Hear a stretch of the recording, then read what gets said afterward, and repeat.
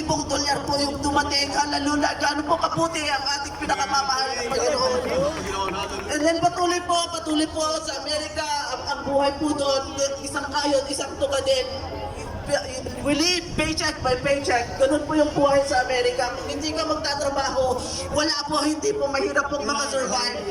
So yun po, that's how we were living at that time. So humingi po ako sa ating pinakamamahal na Panginoon. Lord, bigyan niyo po ako ng trabaho. Gusto ko lang pong makaahon kami. So yung hiningi kong trabaho sa ating pinakamamahal na Panginoon, pinagkaloob po niya. Ang gusto ko lang po trabaho. Pero ang pangako ng ating pinakamamahal na Panginoon sa kanyang mga anak, sa mga sumusunod at tunay na kanyang mga anak, ang pangako po niya, hindi niya po tayo gagawing buntot, kundi ulo. Hallelujah. Nung binagyan po ako ng trabaho ng ating pinakamamahal na Panginoon, hindi po ako nag-start. Hindi niya po ako pinag-start dito sa floor po. I'm a nurse by profession. Hindi po niya ako pinag-start sa bedside floor. Pinag-start po niya ako kaagad sa management. Ako pa po yung nag-beg sa aking amo na ilagay mo ako sa bedside kasi kailangan kong malaman yung nangyayari sa bedside care. So yun po yung naging pagpapala ng ating pinakamamahal na Panginoon sa atin. And God knows what His plan for you. Yung hiningi ko pong kanan na trabaho lang, hindi po trabaho lang ang binigay sa akin. Ginawa po niya akong leader sa kumpanya po namin. Hallelujah. Salamat sa ating pinakamamahal na Panginoon dyan.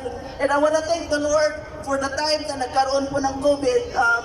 Year 2019, 2020 po, early 2020, bandang March po. Yung building po namin sa Bay Area, yun po yung unang tinamaan ng building sa Bay Area sa San Francisco po, sa bandang San Jose.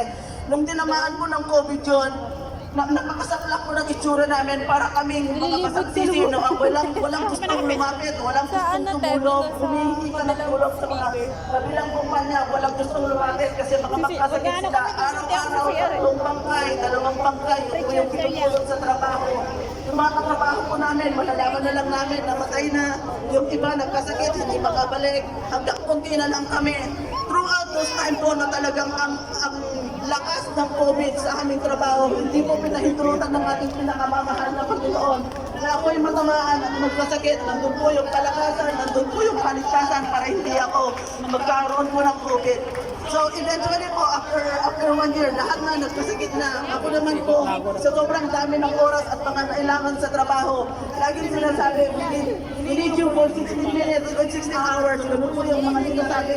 And then sa sobrang pagod na po na, pagod na muna, ayoko na hindi na nakaya ng katawan ko.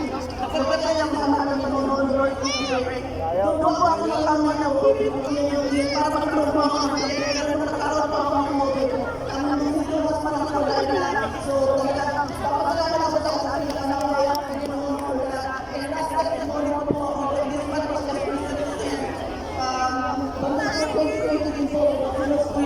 ako po'y nagkaroon ng bukol sa right breast ko po. Talagang sobrang laki. Sabi ng mga kasama ko sa trabaho, this is concerning. Hindi siya normal. Sobrang concerning to. So nung pina-check ko po, sa mammogram, nandun nga po, ang laki-laki, talagang ganyan kabilog. Tapos nung biopsy, after na biopsy po, gusto po nila akong i-open up surgical. Then I learned to talk to the Lord. I bow my head, talk to the Lord. Nananahimik ako I was quiet in my car and I was thinking and asking the Lord, what's the message that you want me to do? Ano po yung gusto niyo? Kinakausap ko na ating pinakamamahal na Panginoon. And when I was talking to the Lord, God reminded me, not 10 years ago, I promised Him na magiging part ako ng choir members. I promised Him to be Jesus Finest Generation Choir. And when I did that po, talagang yung bukol ko, talagang biglang nawala, pumutok po siya. Yung dugo, pumutok siya yan. Tapos yung